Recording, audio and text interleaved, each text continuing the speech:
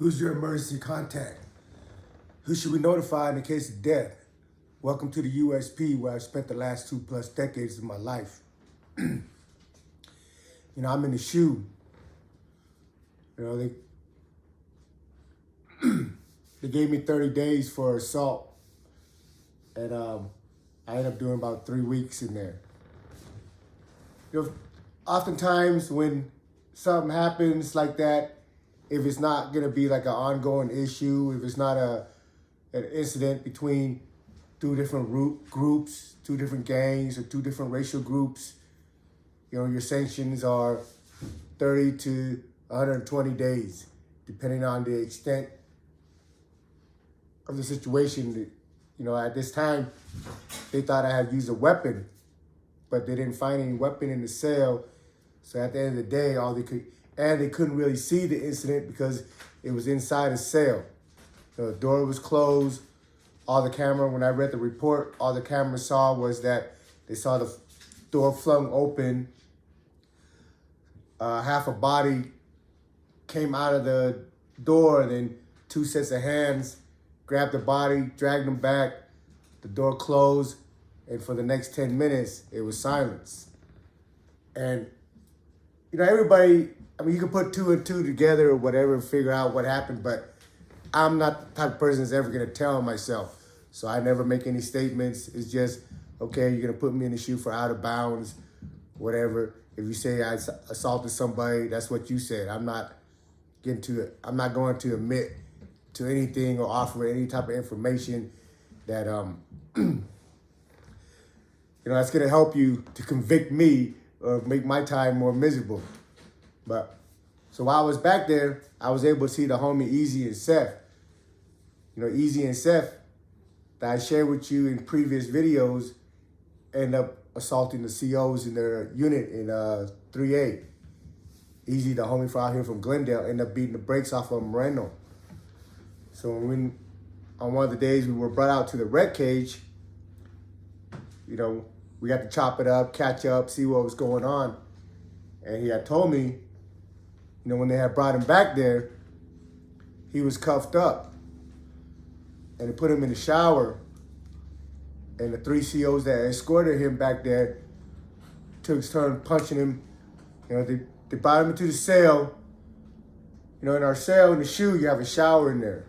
The way it's set up is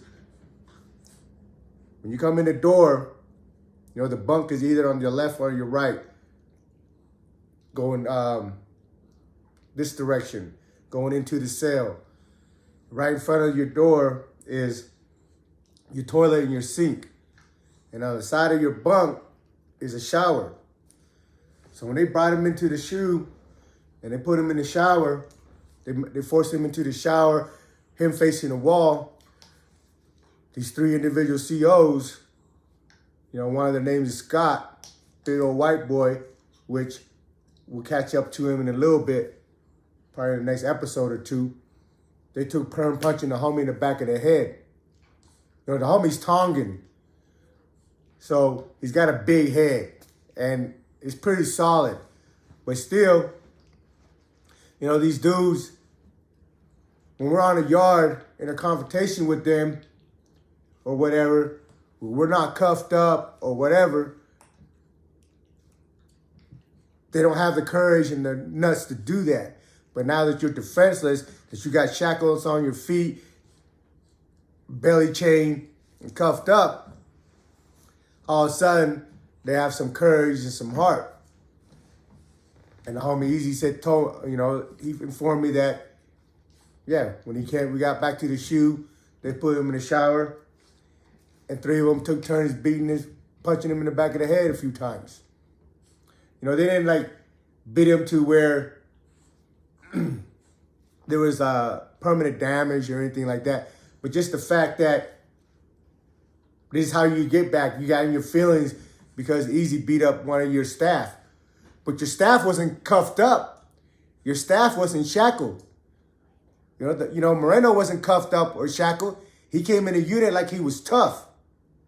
Until the homies put his hands on him, then he curled up into a ball like a little bitch. But I know when I share these videos and when we have incidents with these COs, I get adamant about it because, you have to understand, I've been in there 20 plus years, and like I said, I don't ever want to paint a broad brush. I've met plenty of respectful men and women that work in the correctional facilities. But there is so many, enough to get under my skin that enough of these people that feel they're emboldened because of their job title, because of the uniform they wear, because they know that they're backed by the federal government. And these individuals, every single time without fail, when it's time to go to court, they don't ever tell you or tell the judge or tell the court, yeah, I was being a piece of shit. Yeah, I was being disrespectful.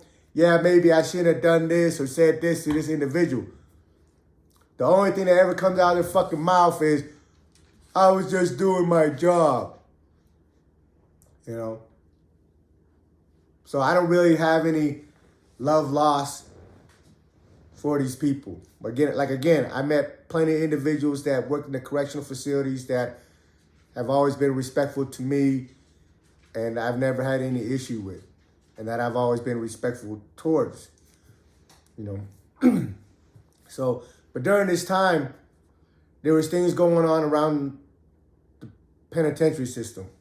There was rumors about certain things that was going on and that it might cause a chain reaction to all the different penitentiary. At this time, in Lee County, the DC blacks and the Sureños had blew up, had gotten into a riot. Now there was rumors about what caused the riots. Some people would say that, every so often, all these different families, they open up their book to submit new members. And at this time, the Black Hand opened up their books to submit some new members. And when a member is made, almost the whole federal penitentiary system, no matter who you are, if you're anybody, if you're a group that is active, you're going to hear about it. You're going to know. Because they let it be known, because now when they open the book and make it somebody a member of their organization, they're declaring it to the population because they want you to know that, hey, this dude is now one of our brothers.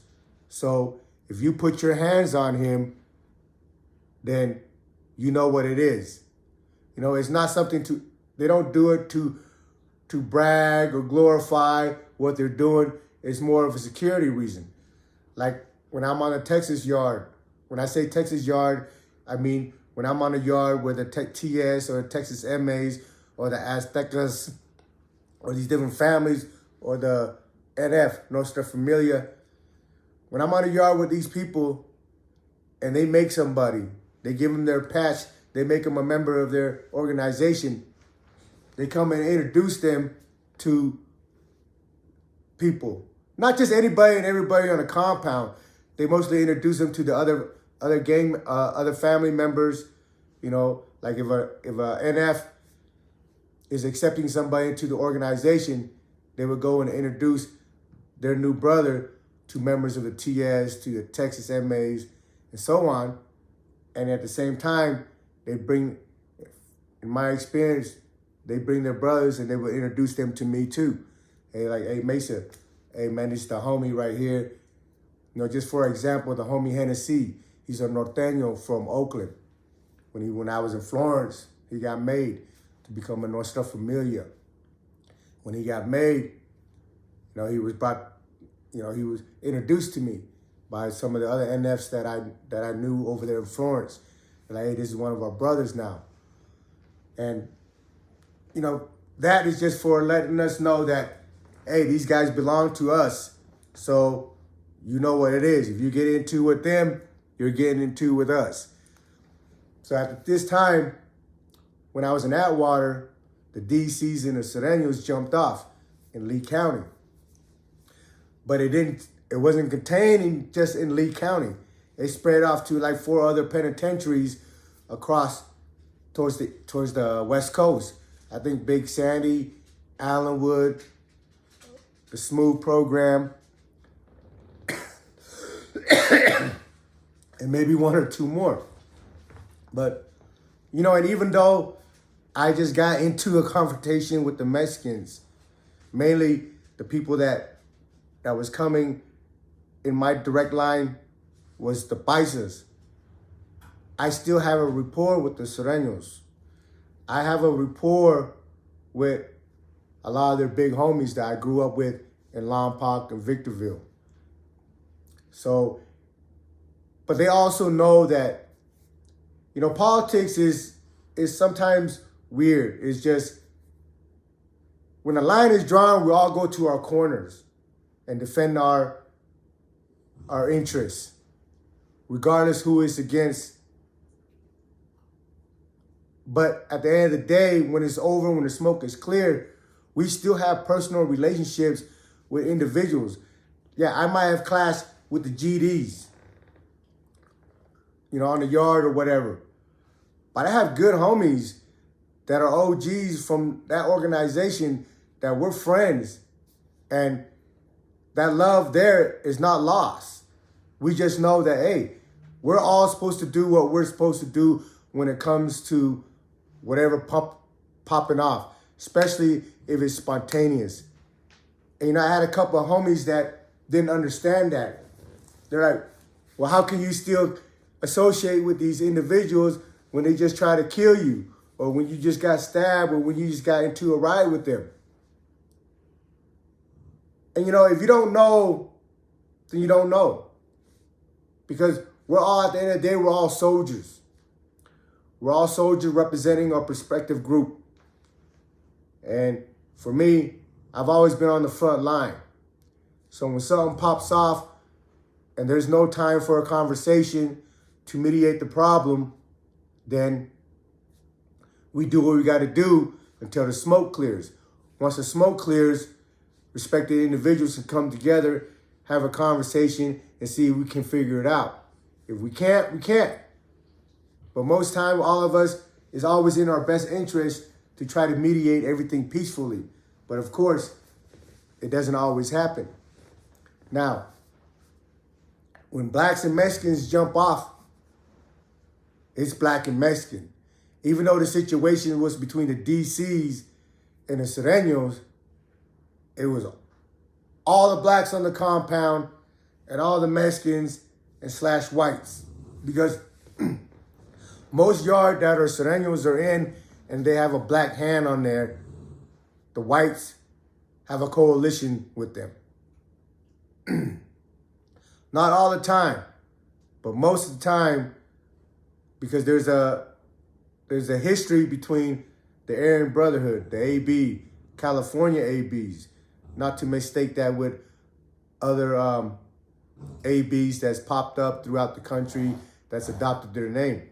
But the California AB, which is dubbed the brand, and the Black Hand, the Mexican mafia that are from California, they have a long history of alliance and relationship. So when they were in Lee County, the white boys that was on the yard with the Sureños was the Nazi lowrider, the NLR from California. And when I was in Atwater, one of the Sureños had come that was involved in the incident. You know, my homeboy was in Lee County, my homeboy Nisa, and he told me that it was over a TV. The Sureño was making a move to take over a TV, and the DCs didn't like that. So it blew up. It started off in a confrontation in the kitchen where if anybody knows anybody out of DC, they know the big homie Larry Moe. What's up, Larry? You know, Larry and I, we got to know each other in Atwater. He used to play poker on my poker table, and one instant knocked somebody out on my poker table, right? But anyway, to the DC community, Larry Moe is like a big homie. So the confrontation was in was in the kitchen. I don't think anything transpired in the kitchen, but the Sereno that came to Atwater that was telling me about it was when they all left the kitchen, they all grouped up. The Serenos and the white boys, they all grouped up together. And I don't know if Lee County was set up like Beaumont and Pollock, where the units are stacked on top of each other. But anyway, so they're all grouped up together for security because they know there's tensions between them and the blacks. Yes, it's the DC blacks, but when it comes to the DC, if it's a racial thing, all the Cribs, Florida, every other dude that considered himself African-American, black, is going to ride, is going to back their play. So one of the incidents he was sharing with me was they grouped up, they met up with the white boys, the NLR, and they all grouped up and they were heading back to their unit. And when they were heading back to the unit, there was a line of blacks, DC blacks on the wall on one side and another line on the other side. So actually they were going to be walking in between the two line of DCs. You know, they weren't sure what to expect, but they already know the tension is out there, and they were half-assed kind of prepared. But, you know, everybody, you know, you hear the saying, everybody has a plan until they get punched in the mouth, right? So anyway, when the NLR and the Serenos in Lee County was walking between the two lines, as soon as they got in the middle of it, both of the lines of the blacks, DC blacks, collapsed on them and started stabbing them up, and the war jumped off. The whole unit in Lee County, every unit in Lee County, everywhere, the Mexicans and the blacks were getting into it.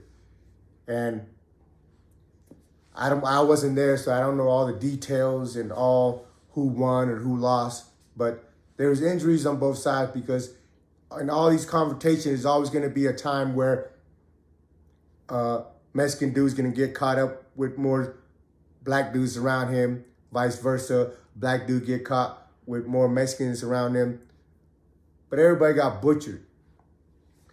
But it didn't stop in Lee County because, you know, when it comes to Larry Moe and individuals like him, Antonio White, DC Tone, and other individuals that are respected in the system, not just by the DC community, but by the blacks in general. And not only them, but just anybody that's ever encountered them. You have solid men across the system that keep in contact. And everybody understands and carries himself in a sense where, I don't want to say it's pride, but it's just like, hey, we're not allowing somebody to move on one of our people, even though they weren't on that compound. If I have a co-defendant on another yard and he gets jumped on by somebody, by some gang, by some group or whatever, well, when I run into these individuals on my yard, I'm going to retaliate. I'm going to punish them. And that's just the nature of the beast. So it jumped off. In Lewisburg, it's a program unit. It's I think it's a special monitoring unit where we're locked down 23/7 in phase 1 and 2. But in phase 3, you're able to go into a unit where you come out yourself for a few hours and get wrecked, and you can interact with the other people. And if you get a shot in the smooth, you start over. They call day 1, phase 1. And at the time, it was an 18-month program when they opened it up in Lewisburg. So you already know those people that are on phase 3 and phase 4. Phase 4 is already getting ready to go back into population. But when the call comes, when the order comes down the line, especially with the Serenos, when the word is sent out that, hey, you got to take off on these people, or you got to do this, you got to do that, they really don't have a choice. They can't deny it. Because if they do, whoever responsible for that yard, because with the Serenos, there's always a structure. There's always somebody in charge, and then their lieutenants and commands, whatever.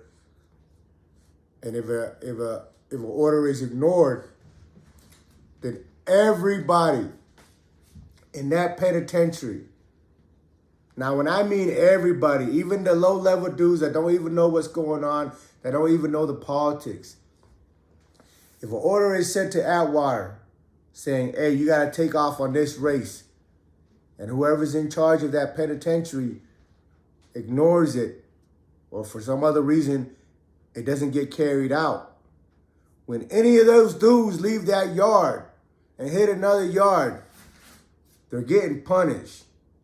They're either getting punished or they're getting sent on a mission. They're not going to get overlooked, I promise you.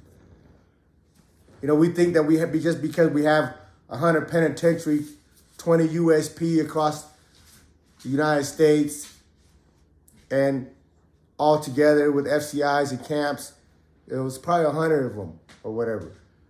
We think it's a big world, but it's really so small. And these individuals that run these penitentiaries, their line of communication is solid. They're able to get word out within days, within hours of whatever they're trying to do. You know, so we're in Atwater. When I come out of the SHU, there's a lot of tension because everybody's waiting. Everybody on the compound knows what's been happening in all these other different penitentiaries between the DCs and the Sureños. So everybody's on edge, kind of just gauging what's going to happen, right? But like I said, I'm not privy to their politics, so I don't know what correspondence is being received, going back and forth. But the native homies, they have a close alliance with the Sureños. You know, and they came to us and they're like, hey man, what's up, man? We're gonna back the Sureños up if they go against the DCs. And for me, it's just, it's too many conflicting relationships going on. But at the same time, that's just the nature of it. Our obligation is to aid and assist the Native Americans, regardless what they want to do. If they want to back the blacks against somebody, if they want to back the whites against somebody, if they want to back the Sureños against somebody, that's their prerogative. We have an alliance with the Native Americans. So if the Native American comes and say, hey, we're going to back the Sureños against the blacks or against the DC blacks, as an alliance, as somebody that's committed to the alliance between our two groups, I'm aid and assist. But I'm not going to aid and assist blindly. You know, I pulled the guy over. His name is Christopher Hayes. He had the yard for the Native Americans at that time, and he was in my block. And I sat him down. I said, listen, I'm going to back your play, homie. All the homies going to back your play. But you just understand that we just got into a confrontation, a riot with these individuals. Yeah, there was no direct conflict between the Sureños and the Islanders as far as out there on the yard when this shit happened, because the people that I was fighting were Paisas. But at the same time, it's what it is, you know? So I told him, hey, I'm going to back your play, but understand that this is too many different conflicting relationships, because at the end of the day, because he was a little upset that me and Bryson had jumped in because, you know, they had a rapport with the Sureños. So I had to check him. I was like, listen, is your alliance with us or is your alliance with the Sureños? So you need to make up your mind, homie, because you can't, when it comes to us, our relationship, there can't be no ifs and ands, because if there is, then we can dissolve this and go our separate ways. Because I'm not going to assume that me and you have an alliance, and because I get into with somebody that you're cool with, you're not going to back me. It doesn't work that way. It's either we're going to ride with each other or we're not at all times. If we're not going to ride with each other, one time, then we should never ride with each other anytime. Because you can't pick and choose when you're going to have each other's back. Fortunately, nothing ever happened in Atwater between the Mexicans and the DCs. But at the same time, you know, these are the politics that we live in, and you never know what's going to happen. You know, a few incidents in the kitchen that there was some scuffles and stuff that we thought might have jumped off the DCs and the Mexican situation turned out to be the white boys cleaning up all the dudes that didn't bust a grape in during the riots with the Mexican. Like some individual asked me what happened to these white guys that were hiding behind these older men, and some of the white guys that ran or some of the white guys that hid. Well, anybody that didn't do their part or didn't try to do their part concerning the white boys, when we came off a lockdown, the white boys picked them off. They hit about 5 or 6 individuals after we came off a lockdown that they felt should have done more or should have done something.